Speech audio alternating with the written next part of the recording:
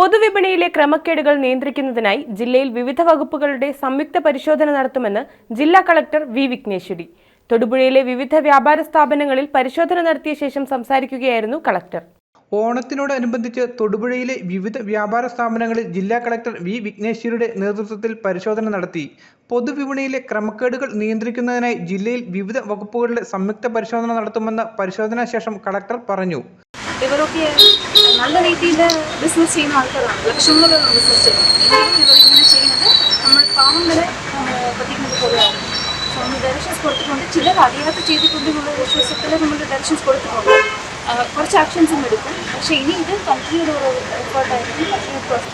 നമ്മൾ ജനങ്ങൾക്കും പറയേണ്ടതാണ്. അവർ മേടിക്കുന്ന സാധനങ്ങൾക്ക് അവർക്കും ഉത്തരവാദിത്തമുണ്ട്. അവരെല്ലാ സാധനങ്ങളും അവർ നോക്കി ഡേറ്റ് ഉണ്ടോ, എക്സ്പയറി ഉണ്ടോ, ശരിയായിട്ടാണ് അവർ സൂക്ഷിക്കുന്നത്, നോക്കി മേടിക്കുന്നത്. അവരുടെ കാശില്ല, അധ്വാനിച്ചെടുത്ത കാശാണ്, അത് ശരിയായിട്ട് ഉപയോഗിക്കുന്നത്. മെസ്സേജ് അവർക്കും പാസ്സാണ്.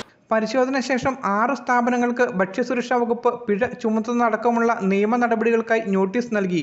പരിശോധനയിൽ വിലവിവര പട്ടിക പ്രദർശിപ്പിക്കാതിരിക്കുക, മുദ്ര പതിപ്പിക്കാത്ത അളവ് തൂക്ക ഉപകരണങ്ങൾ ഉപയോഗിക്കുക, പാക്ക് ചെയ്ത ഉൽപ്പന്നങ്ങളിൽ നിയമപ്രകാരമുള്ള വിവരങ്ങൾ ഇല്ലാതെ വിൽപ്പന നടത്തുക, അളവിലും തൂക്കത്തിലും കുറവ് വരുത്തുക, പരമാവധി വിൽപ്പന വിലയേക്കാൾ കൂടിയ വില ഈടാക്കുക തുടങ്ങിയ ക്രമക്കേടുകൾ കണ്ടെത്തിയാൽ നിയമ നടപടി സ്വീകരിക്കും. News bureau, Thodupuzha.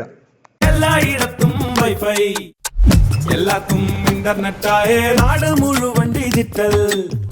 നാട്ടാരെല്ലാം ബ്രൗസിംഗിലാണ്. എന്നാ സ്പീഡാ കേരള മിഷൻ. എല്ലാവർക്കും ഇന്റർനെറ്റാ, എല്ലായിടത്തും നെറ്റാ. കേരള വിഷൻ നവകേരള പ്ലാൻ വെറും 199 രൂപയ്ക്ക്.